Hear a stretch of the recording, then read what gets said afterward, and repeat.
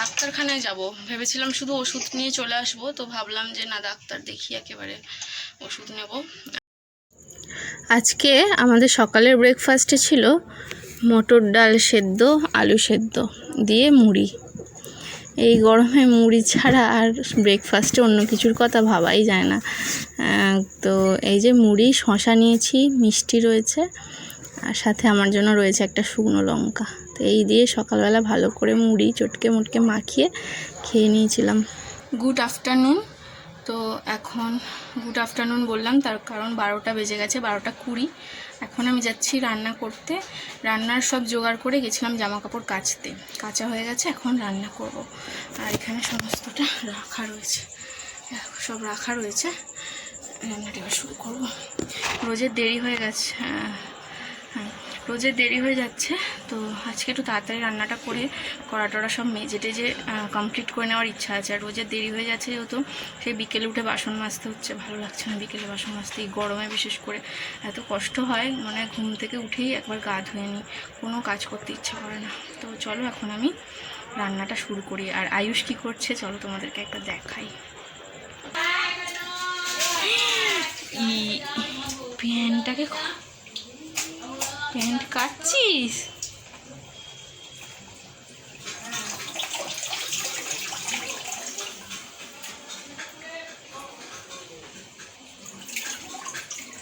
কাকা কাকা কি করছো? জামা কাপড় কাটছো?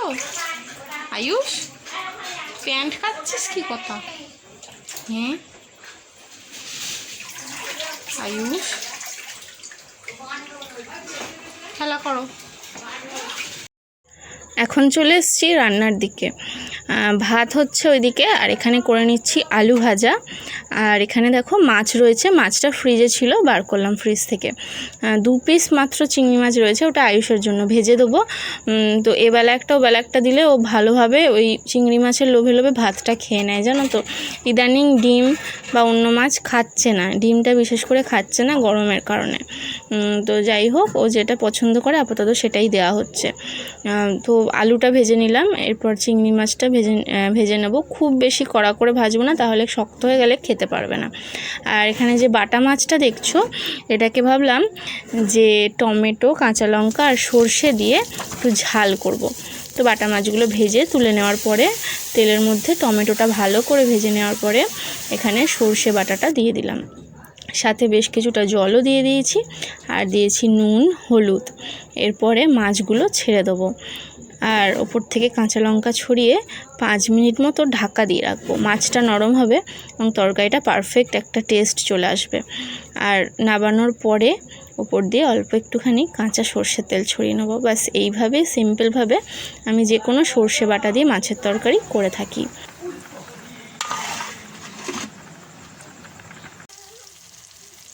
এরপরে আজকে রান্না করব সয়াবিনের তরকারি।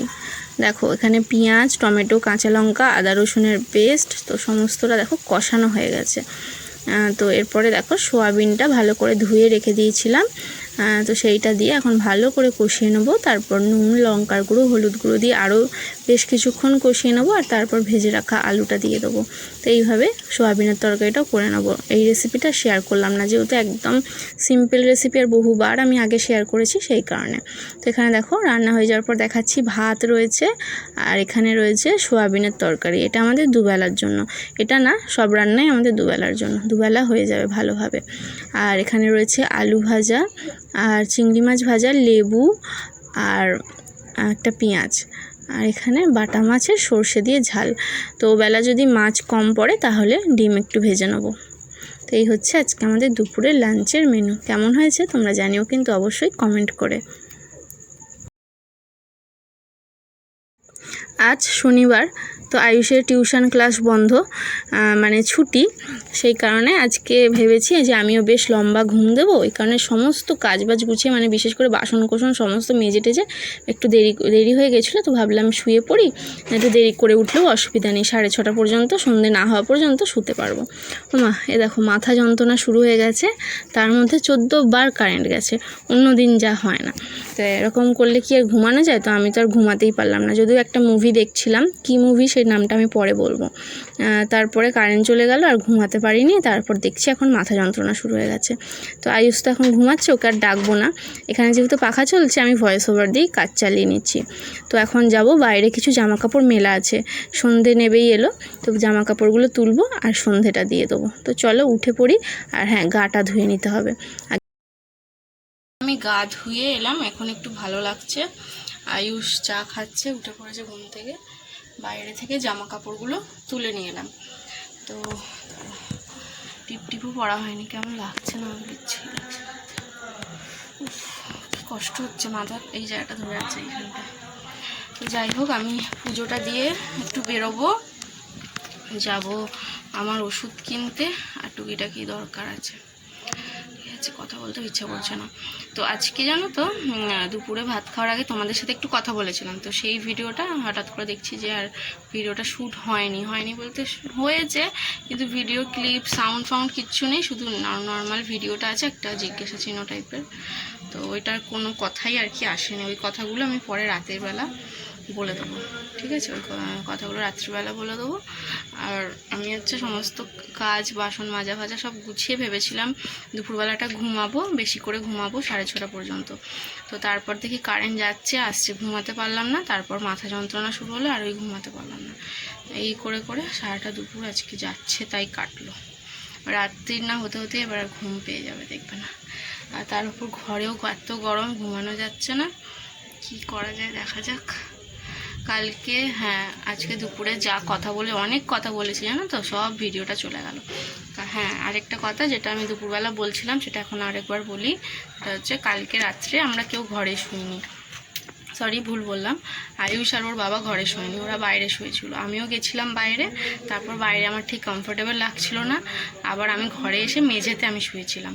আর ওরা দুজন ছিল বাইরে, বাইরে শুয়েছিল এই গরমের কারণে।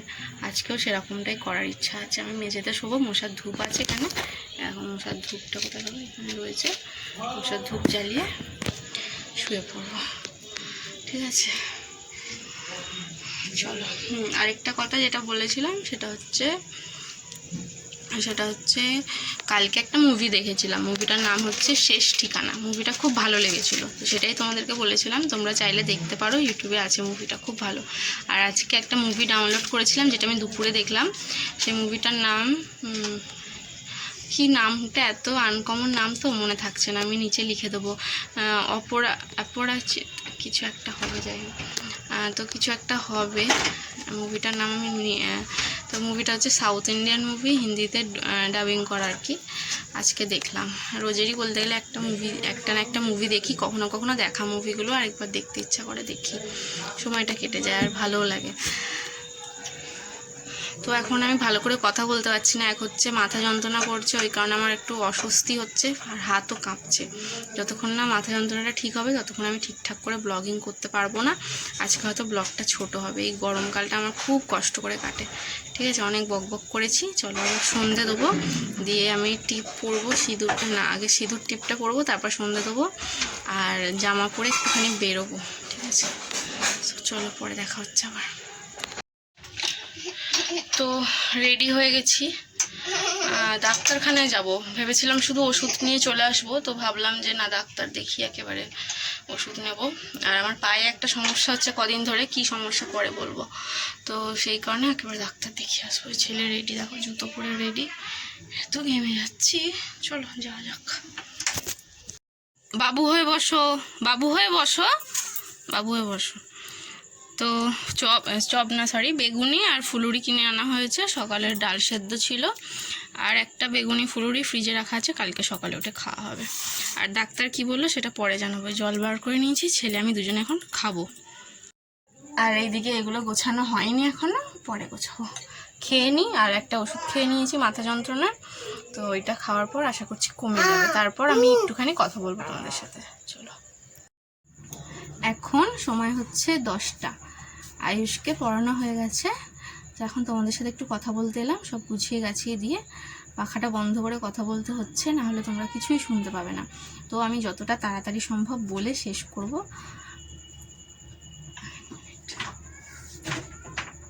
তো তো আজকের ভিডিওটা আমি বলেই শেষ করে দেবো। তো আজকে ডাক্তারের কাছে কেন গেছিলাম সেটা তোমাদেরকে একটু জানাবো। সেটা হচ্ছে আমার পায়ের গোড়ালিতে হাড় বেড়েছে। তো সেটা হচ্ছে হাঁটতে গেলে একটু সমস্যা হয়, বা বসে আছি, বসে থাকতে থাকতে যখন আমি হাঁটতে মানে ধরো খাটে বসে আছি, এবার যে মেঝেতে নেবে দাঁড়াবো, দাঁড়িয়ে যে হাঁটতে শুরু করব, তখন আর মানে হাঁটা যাচ্ছে না, একটা পায়ে মারাত্মক ব্যথা, বেশিক্ষণ দাঁড়িয়ে থাকা যায় না, পা ঝুলিয়ে রাখলে পা যেন যন্ত্রণায় ছিঁড়ে যায়, পায়ের গোড়ালিতে ব্যথা, তো গোড়ালিতে হাড় বেড়েছে। তো এর আগে আমি হোমিওপ্যাথি দেখিয়েছিলাম, তো ডাক্তারবাবু বলেছিল সেরে যাবে ওষুধ খেয়ে, কিন্তু হোমিওপ্যাথিতে একটু সময় লাগে, যেহেতু আমার তো সারছিল না বলে আমি আর হোমিওপ্যাথি দেখালাম না। তো আজকে আমি অ্যালোপ্যাথি ডাক্তারবাবুকে দেখালাম। আর তাছাড়া মাইগ্রেনের ব্যাপারটা ডাক্তারবাবুর সাথে আমি আগেও পরামর্শ করেছি। তো আগেও ডাক্তারবাবু যেটা বলেছে যে মাইগ্রেন তো কখনো মানে কী বলবো, চিকিৎসা করা যায় না। মাইগ্রেন হলে ওষুধ খেতেই হবে, আর হচ্ছে গিয়ে সাবধানে থাকতে হবে, বেশি ঠান্ডা লাগানো যাবে না, বেশি রোদে যাওয়া যাবে না, এইসব সাবধানে থাকতে হবে। গরমকালে একটু বেশি হয়, বললাম যে গরমকালে একটু বেশি হয়, বললো দেখো সাবধানে থাকো, এটাই, আর কিছু বলেনি। আর হচ্ছে দাঁতে একটা সমস্যা হয়েছে, দাঁত ক্ষয়ে গেছে, ওটা একটা কি বলে মাজন দিল, ওটার আর কিছু করতে হবে না। তো এই 3টে কারণের জন্য আমি ডাক্তার দেখালাম আজকে, এই আর কি। তো আর তো কিছু বলার নেই এখন, ঠিক আছে। চলো আজকের ভিডিওটা আমি এতটাই শেষ করছি, আর কিছু বলার কথা তো এখন আপাতত মনে পড়ছে না। আজকের ভিডিওটা আমি এতটাই শেষ করছি, আবার পরের দিনকে দেখা হবে, তখন আবার অনেক গল্প হবে, অনেক কথা হবে পরের দিনকে। আজকে একটুখানি ঝিমোনো ব্লগ হলো। তো চলো আজকের মতন ব্লগটা এতটাই, দেখা হচ্ছে পরের দিন, টাটা, গুড নাইট।